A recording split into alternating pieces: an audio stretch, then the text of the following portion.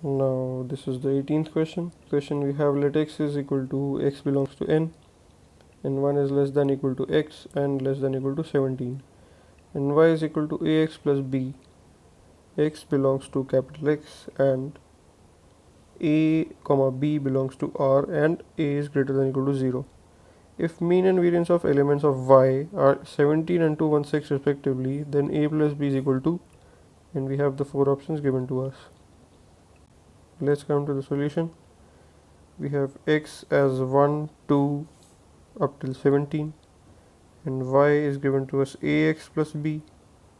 X belongs to capital X and a comma b belongs to R, and also a is greater than equal to 0, or not equal to, a is greater than 0. Now given VAR of y is equal to 216, and now we have a plus b whole square plus 2a plus b whole square plus 17a plus b whole square is equal to 8585. That gives us summation of y1 is equal to 17 into 17, or square of 17. That is 9a plus b is equal to 17. Now from equation 1 and 2, we have a is equal to 3 and b is equal to minus 10. So a plus b is equal to minus 7. Therefore answer is equal to the third part of the solution given to us, C.